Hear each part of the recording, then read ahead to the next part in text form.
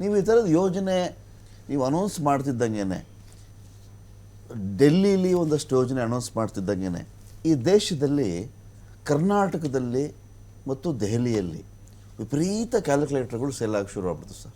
ಆ ಕ್ಷಣಕ್ಕೆ ಕ್ಯಾಲ್ಕುಲೇಟರ್ಗಳು ಹೆಂಗೆ ಸೇಲ್ ಆಯಿತು, ಮೊಬೈಲಲ್ಲಿದ್ದಂಥ ಕ್ಯಾಲ್ಸಿ ಆ್ಯಪು ಯಾವ ಥರದಲ್ಲಿ ಅದು ಆ್ಯಕ್ಟಿವೇಟ್ ಆಗಿಬಿಡ್ತು ಅಂತ ಹೇಳಿದ್ರೆ 2000, ಇದು 2-4 ಆಯಿತು, 4-6 ಆಯಿತು, 6-50,000 ಕೋಟಿ ಆಯಿತು, 60,000 ಕೋಟಿ ಆಯಿತು, ದೇಶದ ಬಜೆಟ್ ಇಷ್ಟು, ಕರ್ನಾಟಕ ಬಜೆಟ್ ಇಷ್ಟು, ಏನು ಲೆಕ್ಕ. ಆಮೇಲೆ ಸಡನ್ ಆಗಿ ಸರ್ ವಾಟ್ಸಪ್ ಎಕನಾಮಿಸ್ಟ್ಗಳು ಉದ್ಭವಿಸ್ಬಿಟ್ರು ಸರ್. ವಾಟ್ಸಪ್ ಎಕನಾಮಿಸ್ಟ್ ಫ್ರೀ ಇಷ್ಟೆಲ್ಲ ಕ್ರಿಟಿಸೈಸ್ ಮಾತಾಡ್ತಾರಲ್ಲ ಬಿಜೆಪಿಯವರು, ಅವ್ರು 4,000 ರೂಪಾಯಿ ರಾಜ್ಯ ಸರ್ಕಾರ ಕೊಡ್ತೀವಿ ರೈತರಿಗೆ, 6,000 ಕೊಡ್ತೀನಿ ಅಂತಂದ್ರು. ಫಸ್ಟ್ ಟೈಮ್ ಅವರು 1,800 ಕೋಟಿ ಕೊಟ್ಟರು. ಸೆಕೆಂಡ್ ಇನ್ಸ್ಟಾಲ್ಮೆಂಟ್ ಬರೀ 900 ಕ್ರೋರ್ಸ್ ಕೊಟ್ಟರು. ಇದನ್ನೆಲ್ಲ ಏನಂತ ಕರಿಬೇಕು ಸರ್? ನೀವು ಕೊಟ್ಟಾಗ ಬಜೆಟ್ ಎಲ್ಲಿಂದ ಬರ್ತದೆ ಅಂತ. ನಾವು ಲೈಫ್ ಸೇವಿಂಗ್ ಇದು, ಗ್ಯಾಸು, ಲೈಟು, ಆಹಾರ ಧಾನ್ಯ ತಗೊಳಕ್ಕೆ 10 kg ಅಕ್ಕಿ, ಬಸ್ ಪಾಸ್. ಯಾರಾದ್ರೂ ಬಸ್ಸಲ್ಲಿ ಯಾರಾದ್ರೂ ಸುಮ್ಸುನೆ ಓಡಾಡ್ತಾರ ಸರ್? ಮಗುನ ಸ್ಕೂಲ್ ಬಿಡಕ್ ಹೋಗ್ತಾರೆ, ಹಾಸ್ಪಿಟಲ್ಗೆ ಹೋಗ್ತಾರೆ, ಶಾಲೆಗೆ ಹೋಗ್ತಾರೆ, ಇಲ್ಲ ಕೆಲ್ಸಕ್ಕೆ ಹೋಗ್ತಾರೆ, ಹೊಟ್ಟೆ ಪಾಡ್ಗೆ ಹೋಗ್ತಾರ್ರಿ. ಈಗ ಗಾರ್ಮೆಂಟ್ಸ್ ಹೆಣ್ಮಕ್ಳೆಲ್ಲ ನೀವು ಸೋಂಬೇರಿ ಮಾಡ್ಬಿಡ್ತೀರಾ ಜನಗಳನ್ನೆಲ್ಲ, ಮನೇಲಿ ತಂದೆಲ್ಲ ಹೇಳ್ಕೊಂಡು ಆಯ್ತಪ್ಪ ನಾವು ತಂದಾಗ ಇದನ್ನೇ ಮಾತನ್ನ ಬಿಜೆಪಿ ಅವ್ರು ಮಾತಾಡ್ತಾ ಇದ್ರಲ್ಲಪ್ಪ. ಈಗ ಬಂದು ಹೇಳ್ತಾರೆ ಸಿದ್ದರಾಮಯ್ಯ ಎಲ್ಲಿಂದ ಕೊಟ್ರು, ಕೇಂದ್ರ ಸರ್ಕಾರದ್ದು. ಕೇಂದ್ರ ಯಾಕೆ ಬಗಳ್ಕೊಳ್ತೀರಿ? ದಯವಿಟ್ಟು ಹೋಗಿ ನೀವು ಕೊಟ್ಬಿಡಿ ಎಲ್ಲ ರಾಜ್ಯಗಳಲ್ಲಿ, ಬಿಜೆಪಿ ಇರೋ ಜಾಗದಲ್ಲಿ ಬೇಡ ಅಂದ್ರೆ ನಿಮ್ಗೆ ನಮಸ್ಕಾರ ಆಗ್ತೀವಿ ನಾವು. ಆದರೆ ನೀವು ಬಡವರ ವಿರೋಧ ಇರೋದು ಗೊತ್ತಾಗ್ತದೆ. ನೀವು ಎಲ್ಲಿ ನೋಡಿ ಬಡವರು ಕೊಡುವಾಗ ಎಲ್ಲಿಂದ ಬರ್ತದೆ ಅಂತ ಕೇಳ್ತೀರಾ?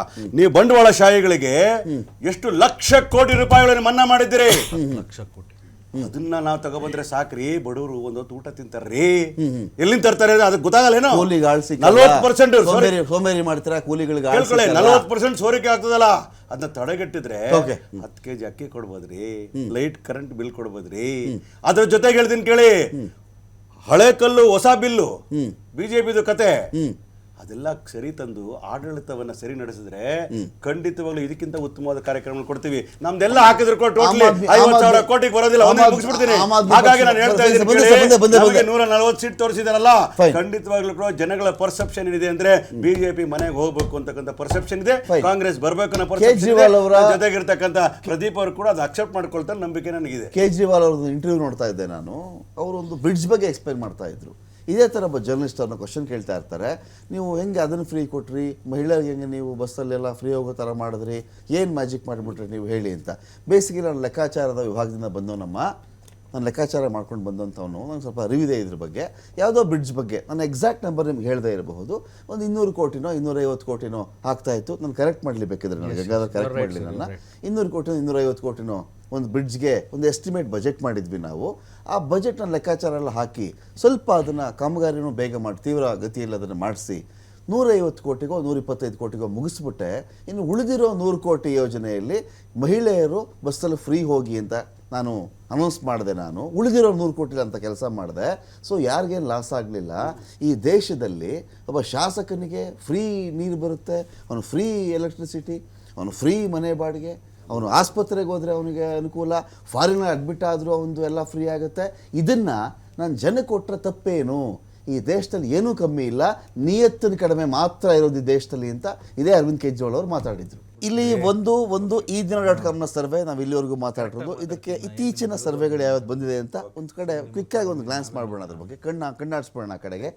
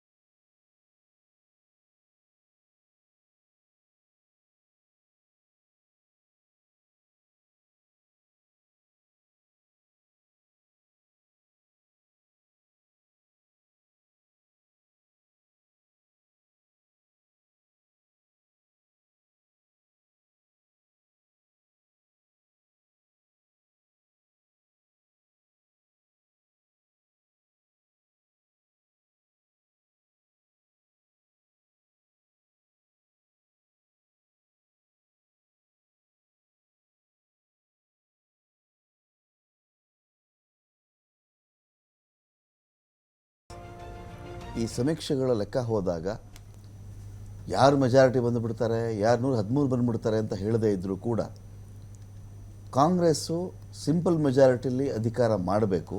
ಇಲ್ಲದೇ ಇದ್ದರೆ ಕರ್ನಾಟಕದ ಮಟ್ಟಿಗೆ ಸಿಂಗಲ್ ಲಾರ್ಜೆಸ್ಟ್ ಪಾರ್ಟಿ. ಒಪ್ಕೊಳ್ತೀರಾ ಇದನ್ನು?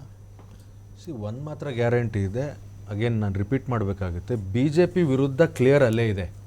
ಜನರಿಗೆ ಒಂದು ಬದಲಾವಣೆ ಬೇಕಾಗಿದೆ. ಬದಲಾವಣೆ ಯಾವ ರೂಪದಲ್ಲಿ ಬರುತ್ತೆ ಅನ್ನೋದು ನಾವು 13ನೇ ತಾರೀಕು ನೋಡೋಣಂತೆ. ಓಕೆ, ಅದು ಬೇರೆ. ಸರ್ವೆ ಮಟ್ಟಕ್ಕೆ ಡೆಫಿನೆಟ್ಲಿ ಅದೊಂದು ಇಂಡಿಕೇಟರ್ ಅಂತ ನಾವು ಅನ್ಬೋದು. ಯಾಕಂದರೆ ಅದರಿಂದ ದೊಡ್ಡ ಶ್ರಮ ಹೋಗಿದೆ. ಆಮೇಲೆ ಅವರು ಸೈಂಟಿಫಿಕ್ ಆಗಿ ಮಾಡೋಕ್ಕೆ ಅದನ್ನು ಪ್ರಯತ್ನಿಸಿದ್ದಾರೆ ಅನ್ನೋದು ಗೊತ್ತಾಗ್ತದೆ. ಬಟ್ ಇಲ್ಲಿ BJP ಯಾಕೆ ಬಿಗ್ಗೆಸ್ಟ್ ಲೂಸರ್ ಅಂತ ಅಂದರೆ, ಒಂದು ಎಲ್ಲ ಏನೇನು ಮಾಡ್ಬೋದು ಎಲ್ಲ ಕೆಟ್ಟ ಕೆಲಸ ಮಾಡಿದ್ರು. 4 ವರ್ಷ ಕೊಟ್ಟಿದ್ದಂಥ ಬಂಗಾರದಂಥ ಅವಕಾಶವನ್ನು ಉಪಯೋಗಿಸ್ಕೊಳ್ಳಿಲ್ಲ, ಒಳ್ಳೇದು ಮಾಡಲಿಲ್ಲ ಜನರಿಗೆ. ಆಮೇಲೆ ಅದು ಒಳ್ಳೇದು ಮಾಡೋದಿರಲಿ, ಭ್ರಷ್ಟಾಚಾರ ಮಾಡೋದಿರಲಿ, ದುರಾಡಳಿತ ಎಲ್ಲ ಒಂದು ಕಡೆಗೆ, ಜನರನ್ನ ಒಡೆಯುವಂಥ ಕೆಲಸ ಏನು ಮಾಡಿದ್ರು ನೋಡ್ರಿ. ಧರ್ಮಗಳ ಮಧ್ಯೆ ಗೋಡೆ ಕಟ್ಟೋದು, ಜಾತಿಗಳ ಮಧ್ಯೆ ಇದಕ್ಕೆ ಗೋಡೆ ಕಟ್ಟೋ ಕೆಲಸ. I come to that sir. ಏನು ಈ ಹಿಜಾಬು, ಜಟ್ಕಾ ಅಂತೆ, ಅದು ಬೇಡದೇ ಇರೋ ವಿಷಯ. ಜನ ತುಂಬಾ ಅಲ್ಲಿ ಟರ್ನ್ ಆಗ್ಬಿಟ್ಟು ಕರ್ನಾಟಕದಲ್ಲಿ ಎಲ್ಲ ಆಗೋಯ್ತು. ಆಮೇಲೆ ಸಾಲದು ಅಂತ ಯಾವ ಮಟ್ಟಕ್ಕೆ ಅಂದ್ರೆ ನೋಡಿ, ಎಲ್ಲ ದಿಗ್ಭ್ರಮೆ ಆಗ್ಬಿಟ್ರು ಜನ, ಕರ್ನಾಟಕದ ಜನತೆ. ಉರಿಗೌಡ, ನಂಜೇಗೌಡ ಅನ್ನೋ ಕ್ಯಾರೆಕ್ಟರ್ಸ್ನ ಹುಟ್ಟಾಕ್ಬಿಟ್ಟು ಅದನ್ನೇನೋ ಮಾಡಕ್ ಹೋಗಿ, ಐ ಥಿಂಕ್ ಅಲ್ಲಿ ಏನಾಯ್ತು, ಫುಟ್ ಇನ್ ಮೌತ್ ಸಿಚುವೇಶನ್. ಅವರೇ ಬಾಯಲ್ಲಿ ಅವರೇ ಕಾಲು ಹಾಕೊಂಡ್ಬಿಟ್ರು ಅವರು, BJP ಅವರು. ಅದು ಮಾಡ್ಲೇಬಾರ್ದಾಗಿತ್ತು. ಅವ್ರು ಒಬ್ಬರೇ ಅಲ್ಲ, ಅವ್ರು ಸೆಂಟ್ರಲ್ ಲೀಡರ್ಸು ಅದೇ ಮಾಡ್ತಾರೆ ಅಂತಂದ್ರೆ ನಿಜವಾಗ್ಲೂ ಬಹಳ ನಿರ್ದಯಿಗಳು ಇವರು BJP ಅವರು. ನಂದಿನಿ ಇರ್ಬೋದು ಸರ್, ಎಲ್ಲನೂ. ಈಗ ಅವ್ರ ಪ್ರಧಾನಮಂತ್ರಿಗಳು, ಅವ್ರು ನಮಗೂ ಪ್ರಧಾನಮಂತ್ರಿಗಳೇ, ನಾವು ಗೌರವಿಸ್ತೀವಿ. ಆದರೆ ಇಲ್ಲಿ ಬರಲಿ, ಚುನಾವಣೆ ಮಟ್ಟಕ್ಕೆ ಬಂದು ಅವರು ಪ್ರಚಾರ ಮಾಡಿ ಹೋಗ್ಲಿ, ನಮ್ಗೆ ಯಾರಿಗೂ ಏನೂ ಆಕ್ಷೇಪಣೆ ಇಲ್ಲ, ಈಸ್ ವೆಲ್ಕಮ್. ಆದರೆ ಕರ್ನಾಟಕದ್ದೇ ಆದಂತ ಒಂದು ಅಸ್ಮಿತೆ ಇದೆ, ಅದನ್ನ ಕಾಪಾಡಬೇಕು. ನಮ್ಮನ್ನು ಪ್ರತಿ ಸಲ ಬಂದಾಗ ಅವಮಾನಿಸಬಾರ್ದವರು. ಹೋದ್ಸಲಿ ನೀವು ಏನಂದ್ಬಿಟ್ರು, ಇದು ಏನೋ ವ್ಯಾಲಿ ಆಫ್ ಡೆತ್ ಅಂದ್ಬಿಟ್ರು. ನಾವೇನು ಕೊಲೆಗಡಕರ ಕನ್ನಡಿಗರು? ಯಾವ ಅರ್ಥದಲ್ಲಿ ಅವ್ರು ಮಾತಾಡ್ತಾರೆ ಅಂತ. ಆಮೇಲೆ ಈ ಸಲ ಬರ್ತಾ ಇದ್ದಾರೆ, ಬರೋಕಿನ ಮುಂಚೆನೆ ಹೇಳಿದ್ದಾರೆ, ನಿನ್ನೆ ಅವ್ರ ಕಾರ್ಯಕರ್ತರಿಗೆ ಉದ್ದೇಶಿಸಿ ಮಾತಾಡುವಾಗ, ಈ ಫ್ರೀ ರೇವಡಿಗಳು ಕೊಡಬಾರ್ದು ಅಂತ. ಏನ್ ಅವ್ರ ಅರ್ಥ ಫ್ರೀ ರೇವಡಿಗಳು ಅಂತಂದ್ರೆ? ಅಂದ್ರೆ ಇವ್ರ ಪ್ರಕಾರ, BJP ಪ್ರಕಾರ ಬಡತನ ನಿರ್ಮೂಲನೆ ಅಂತಂದ್ರೆ ಬಡವ್ರನ್ನ ಕೊಂದು ಹಾಕೋದ? BJP ಅಧಿಕಾರಕ್ಕೆ ಬಂದಿಲ್ಲ ಅಂದ್ರೆ ಗಲಭೆ ಆಗುತ್ತೆ ಕರ್ನಾಟಕದಲ್ಲಿ ಅಂತ ಹೇಳಿ ಅದು ತಪ್ಪೇನೆ. ವಾಟ್ ಡಸ್ ಹಿ ಮೀನ್? ಅಮಿತ್ ಶಾ ಅವರು ಒಂದು ಗೃಹ ಮಂತ್ರಿಯಾಗಿ ಆ ತರ ಸ್ಟೇಟ್ಮೆಂಟ್ ಕೊಡಬಹುದು. ಬೆಳಿಗ್ಗೆ ವರುಣ ಬಗ್ಗೆ, ಗಂಗಾಧರ ಬೆಳಿಗ್ಗೆ ವರುಣ ಬಗ್ಗೆ ಮಾತಾಡ್ತಾ ಇದ್ವಿ. ವರುಣದಲ್ಲಿ ಈಗ ಯಾವ ಕಾಂಗ್ರೆಸ್ ಕಾರ್ಯಕರ್ತರು ಬಂದು ಕೈ ಟ್ವಿಸ್ಟ್ ಮಾಡಿಬಿಟ್ರು, ಮೂಳೆ ಡಿಸ್ಲೋಕೇಟ್ ಆಯ್ತು ಅಂತ ಸಂಸದೊಬ್ರು ಮಾತಾಡ್ತಾ ಇದ್ರು. ಆಮೇಲೆ ಲೇಟರ್ ಆನ್ ಮಧ್ಯಾಹ್ನ ಜಾರ್ತಾ ಇದ್ದಂತೆನೆ ಆಗ ಒಂದು ವರದಿ, ಇವ್ರು ಪ್ರಚಾರದಲ್ಲೂ ಇಲ್ಲ, ಯಾರು ಪ್ರಚಾರಕ್ಕೂ ಬಂದಿರಲಿಲ್ಲ, ಒಂದು ಕಾರು ಒಂದು ಬೈಕ್ ಗುದ್ದಿತ್ತು, ಗಲಾಟೆಲಾದಂತ ಘಟನೆ ಇದು. ಯಾರೋ ಬಕೆಟ್ ಅಲ್ಲಿ ಕಲ್ ತುಂಬ್ಕೊ ಬಂದ್ಬಿಟ್ಟಿದ್ರು ಅಂತ ಒಬ್ರು. ಬೇಹುಗಾರಿಕೆ, ಲೋಕಲ್ ಪೊಲೀಸು ಈ ತಮಾಷೆ ನೋಡ್ಕೊಂಡು ಕೂತಿದ್ರ ಅಷ್ಟೇ. ಅವರು ಈಗ ನೋಡಿ, ನಾವು ನಿನ್ನೆ ಸಹ ಪಕ್ಷ ಯಾವ್ದಾದ್ರು ಆಗ್ಲಿ, ಇರ್ಲಿ ಹೇಳ್ಬಿಟ್ರೆ ಸಾಕಲ್ಲ. ಅಲ್ಲ, ಎಲ್ಲದರಲ್ಲೂ ಪೊಲಿಟಿಕ್ಸ್ ಆಡೋ ರೂಢಿ ಇರೋದೇ BJPಗೆ. ಬೇರೆ ಯಾರು ಈ ಮಟ್ಟದ ರಾಜಕಾರಣ ದೇಶದಲ್ಲಿ ಮಾಡಕ್ ಚಾನ್ಸೇ ಇಲ್ಲ. ಅದರಲ್ಲೂ ಕರ್ನಾಟಕದ BJP ಲೀಡರ್ಸ್ ಯಾಕೆ ಈ ಮಟ್ಟಕ್ಕೆ ಇಳಿತಾ ಇದ್ದಾರೆ, at the behest of there central leaders ಅಂತ ಅನ್ಲಿಕ್ಕೆ ಬಯಸ್ತೀನಿ ನಾನು. ಮುಂಚೆ ಇವ್ರು ಇಷ್ಟು ಕಲುಷಿತವಾಗಿ ಇರ್ಲಿಲ್ಲ BJP ಇಲ್ಲಿದು. ಯಾವಾಗ ಇವ್ರ ಮೇಲೆ ಎಲ್ಲ ಸೆಂಟ್ರಲ್, ಇವರ ಕೇಂದ್ರದ BJP ಲೀಡರ್ಸ್ ನೆರಳು ಬಿತ್ತು ನೋಡಿ, ಇವರು ಎಲ್ಲ ಹಂಗೆ ಕುಲ್ಗೆಟ್ ಹೋಗ್ಬಿಟ್ಟಿದ್ದಾರೆ ಇಲ್ಲೆಲ್ಲರೂ. ಫೈನ್. ನಾನು ಪ್ರದೀಪ್ ಡೈರೆಕ್ಷನ್ ತಗೊಳ್ಳೇಬೇಕು. ಪ್ರದೀಪ್, ಇಲ್ಲಿ ಒಂದ್ ಕಡೆ ನಾವು ಈ ದಿನ.com ಸರ್ವೆ ಇಟ್ಕೊಳ್ಳೋಣ, ಒಂದ್ ಕಡೆ ಸಿ ವೋಟರು, ಇನ್ನೊಂದ್ ಕಡೆ SAS, ಇದೆಲ್ಲ ಸರ್ವೆ ಇಟ್ಕೊಂಡಾಗ, ಅಥವಾ ನ್ಯಾಟ್ರೀಸ್ ಈ ಸರ್ವೆ ಇಟ್ಕೊಂಡಾಗ್ಲೂ ಕೂಡ ಈ ಪೋಲ್ ಆಫ್ ಪೋಲ್ ಅಂತ ಒಂದು ಮಾಡ್ತಾರೆ. ಪೋಲ್ ಆಫ್ ಪೋಲ್ ಎಲ್ಲ ಸರ್ವೆಗಳು ಒಂದು ಕಡೆ ಹಾಕಿ ಆ ಡಬ್ಬಿಯಿಂದ ಆಚೆ ತೆಗಿತಾರೆ ನಂಬರ್ನ. ಇದೆಲ್ಲ ಇಂಡಿಕೇಶನ್ಸು ಸಿಂಪಲ್ ಮೆಜಾರಿಟಿ. ಇದು ಹೇಳಿದ್ರೆ ನಾಗರಾಜ್ ಅವ್ರು ಯಾವುದೋ ಭಯ ಆಗ್ಬೋದು. ಈ ಸಿಂಪಲ್ ಮೆಜಾರಿಟಿ ಅಂದ್ರೆ ಏನು ಗೊತ್ತಾ? ಸಿಂಪಲ್ ಮೆಜಾರಿಟಿ ಇದ್ರು ಭಯ ಪಡೋ ಸನ್ನಿವೇಶದಲ್ಲಿ ಎಲ್ಲಿ ಅಮಿತ್ ಶಾ ಬರ್ತಾರೋ, ಫರ್ಗೆಟ್ ಅಬೌಟ್ ಕಾಂಗ್ರೆಸ್ಸು, ದೇಶದ ಎಲ್ಲ ಪಾರ್ಟಿಗಳು ಇವೆ. ಕರೆಕ್ಟ್ ಎಕ್ಸಾಕ್ಟ್ 113 ಬೇಕಪ್ಪ. ಒಂದು ನಿಮಿಷ ಬರ್ತೀನಿ ಸರ್, ಇಂಟರಪ್ಟ್ ಮಾಡಬೇಡಿ. ದೇಶದ ಎಲ್ಲ ಪಾರ್ಟಿಗಳಲ್ಲೂ ಕೂಡ ಯಾವುದೇ ಸ್ಟೇಟಲ್ಲಿ ಸಿಂಪಲ್ ಮೆಜಾರಿಟಿ ಇದ್ರೆ ಅಲ್ಲೂ ಎತ್ಬಿಡ್ತಾರಪ್ಪ, ನಮ್ಮ ಕಡೆಯಿಂದ ಯಾರು ಬೇಕಾದ್ರೂ ಹೋಗ್ಬೋದು ಅನ್ನೋ ಸನ್ನಿವೇಶದಲ್ಲಿ ಅವ್ರು ಇದ್ದಾರೆ. ಮನಸ್ಸಲ್ಲೇ ಇಟ್ಕೊಂಡು 120 ನನಗೆ ಸಾಕಾಗಲ್ಲ, 140 150 ಕೊಡಿ ಅಂತ ಅವ್ರು ಕೇಳಿದ್ದಾರೆ. ಇಲ್ಲಿ ಇನ್ನೊಂದು ಕಡೆ ಅಕಸ್ಮಾತ್ ಸಿಂಪಲ್ ಮೆಜಾರಿಟಿ ಇಲ್ಲ ಅಂತ ಅಂದ್ಕೊಳ್ಳಿ ಒಂದು ವೇಳೆ, ಅದರ ಆಚೆಗೂ ಕಾಂಗ್ರೆಸ್ ಸಿಂಗಲ್ ಲಾರ್ಜೆಸ್ಟ್ ಪಾರ್ಟಿ. ಈ ಎಲೆಕ್ಷನ್ ಹೆಂಗಾದ್ರೂ ನಡೀಲಿ, ಅಧಿಕಾರ ಹಿಡಿಯೋದು ನಾನೇ ಅಂತ BJP ಕಾನ್ಫಿಡೆಂಟ್ ಆಗಿ ಎಲ್ಲ ಕಡೆ ಹೇಳ್ಕೊಂಡ್ ಬರ್ತಾರಲ್ಲ, ಈ ಕರ್ನಾಟಕದ ಮಟ್ಟಿಗೆ ಅವರ ಈ ಆತ್ಮವಿಶ್ವಾಸಕ್ಕೆ JDS ಕಾರಣನಾ? ಸರ್ ಈಗ ನೋಡಿ, ನೀವು ಧ್ರುವನಾರಾಯಣ ಕ್ಷೇತ್ರದಲ್ಲಿ ನಾವು ಕಾಂಗ್ರೆಸ್ ಸಪೋರ್ಟ್ ಮಾಡಿದ್ವಿ. ಓಕೆ, ನಾವು ಅನೇಕ ಸಂದರ್ಭಗಳಲ್ಲಿ ಕುಮಾರಸ್ವಾಮಿ ಒಂದು ಸ್ಟೇಟ್ಮೆಂಟ್ ಮಾಡಿದ್ರು. ಕ್ಯಾಂಡಿಡೇಟ್ ಹಾಕ್ಲಿಲ್ಲ ನೀವಲ್ಲಿ? ಅಲ್ಲ, ಹಾಕ್ಲಿ, ಅದು ಬಿಡಿ. ನಾವು ಕುಮಾರಸ್ವಾಮಿ ಒಂದು ಸ್ಟೇಟ್ಮೆಂಟ್ ಮಾಡಿದ್ರು, ಮುಸ್ಲಿಂ ಸಮುದಾಯಕ್ಕೆ ಅವರು ಮಾತಾಡ್ತಾ ಇರ್ಬೇಕಾದ್ರೆ ನಮಗೆ ಅವಕಾಶ ಇದ್ದ ಕಡೆ ನಮ್ಗೆ ಓಟ್ ಹಾಕಿ, ನಮ್ಗೆ ಅವಕಾಶ ಇಲ್ಲ ಅಂದ್ರೆ ಕಾಂಗ್ರೆಸ್ಗೆ ಹಾಕಿ ಅಂತಾನೆ ಹೇಳಿದ್ರೆ ಅವ್ರು. ಕರೆಕ್ಟ್. ಇವರು ಅವರು ನಮ್ಮನ್ನ ಬಿ ಟೀಮ್ ಅಂತಾರೆ, ಕಾಂಗ್ರೆಸ್ ಅವರು. ಬಿಜೆಪಿ ಅವರು ಕಾಂಗ್ರೆಸ್ ನಮ್ಮನ್ನ ಬಿ ಟೀಮ್ ಅಂತಾರೆ. ಇಬ್ಬರ ಜೊತೆ ಸರ್ಕಾರ ಮಾಡಿದ್ರಲ್ರಿ, correct. ಸರ್ಕಾರ ಇಬ್ರ ಜೊತೆ ಮಾಡಿದ್ರಲ್ಲ ನೀವು. ಅವ್ರಿಗೆ ನಾನು ನಮ್ದು ಆಪ್ಷನ್ ಓಪನ್ ಇದೆ, ಸತ್ಯನೂ ಕೂಡ ನಾನು ಇಲ್ಲ ಅಂತ ಹೇಳ್ತಾ ಇಲ್ಲ, ಡಿನೈನ್ ಕೂಡ ಮಾಡ್ತಾ ಇಲ್ಲ. ಆದ್ರೆ ಕೊಲ್ಯೂಟೆಡ್ ಅಂತ ಹೇಳೋದು ತಪ್ಪು. ಈಗ ನೆನ್ನೆ ಪ್ರೀತಮ್ ಗೌಡ್ರು ಹೇಳಿದ್ರು, ಅಲ್ಲೆಲ್ಲೋ ದೇವೇಗೌಡರು ಇವರು ಪ್ರೈಮ್ ಮಿನಿಸ್ಟರ್ ಮಾತಾಡಿದಾರೆ ಅಂತ ಹೇಳಿದ್ರು. ಓಪನ್ ಸ್ಪೀಚ್ ಅಲ್ಲಿ ಮಾತಾಡಿದ್ದಾರೆ. ಏನಂತ ಮಾತಾಡಿದಾರೆ ಪ್ರೀತಮ್ ಗೌಡ್ರು? ಹೇಳಿ ಕೇಳಿಸ್ಕೊಳ್ಳಿ. ಅದೇ ದೇವೇಗೌಡರು ಪ್ರೈಮ್ ಮಿನಿಸ್ಟರ್ ಜೊತೆ ಮಾತಾಡಿದಾರೆ ಅಂತ ಮೂರ್ಖವಾದ ಸ್ಟೇಟ್ಮೆಂಟ್ ಅದು. ಓಕೆ, ಹೇಳಿದ್ರು. ಕುಮಾರಸ್ವಾಮಿ ಅವರು ಕೂಡ ಅದ್ರ ಬಗ್ಗೆ ರಿಯಾಕ್ಟ್ ಮಾಡಿದ್ರು. ಸೊ ಈಗ ಅವರು ಆಪಾದನೆ ಮಾಡ್ತಾ ಇದಾರೆ, ನಾವು ಆ ರೀತಿ ಲಾಸ್ಟ್ ಟೈಮ್ ನೋಡಿದ್ರೆ ರಾಹುಲ್ ಗಾಂಧಿ ಬಂದು ನಮ್ಮ ಮೇಲೆ ಹೇಳಿದ್ರು, ಹಾಸನಕ್ಕೆ ಬಂದು ಹೇಳಿದ್ರು ಭೇಟಿ ಇವರು ಅಂತ ಹೇಳಿದ್ರು. ಈಗ ಅವ್ರು ಏನೇ ಆಯ್ತು ನಾವು ಯಾವುದೇ ಕಾರಣಕ್ಕೂ ಆ ರೀತಿ ಇಲ್ಲ. ನಿಮ್ಗೆ ಗೊತ್ತು, ಪಂಚರತ್ನ ಯೋಜನೆಗಳನ್ನ ಇಟ್ಕೊಂಡು 123 ಒಂದು ಆಂಬಿಷನ್ ಇಟ್ಕೊಂಡು, ಒಂದು ಗುರಿ ಇಟ್ಕೊಂಡು ಕೆಲಸ ಮಾಡಿದೀವಿ. ಅದು ಮತದಾರರಿಗೆ ಬಿಟ್ಟಿದ್ದು. ನಾವು ಆ ಯೋಜನೆಗಳ ಮೂಲಕ ಜನಕ್ಕೆ ಏನ್ ಕೊಡ್ತೀವಿ, ನಾವ್ ಏನ್ ಮಾಡ್ತೀವಿ ಅಂತ ಹೇಳಿದೀವಿ. ನಾವು ಯಾವ ಬಿ ಟೀಮು ಇಲ್ಲ, ಸಿ ಟೀಮು ಇಲ್ಲ, ಎ ಟೀಮು ಇಲ್ಲ, ನಮ್ದು ಒಂದೇ JDS. ನಾರಾಯಣ್ ಸರ್, ನಿಮ್ದೊಂದು ರಿಯಾಕ್ಷನ್ ತಗೋಬೇಕು ಸರ್ ನಾವು ಕ್ವಿಕ್ ಆಗಿ. ಸರ್, ಇಲ್ಲಿ ಈಗ ಸರ್ವೆಗಳು, ಇದು ಈ ದಿನ.com ವಾಸು ಅವರು ಬಂದಿದ್ದಾರೆ, ಒಂದು ಸರ್ವೆ ಅವರು ಕೊಟ್ಟಿದ್ದಾರೆ, ಅನೇಕ ಸರ್ವೆಗಳಿವೆ ಸರ್.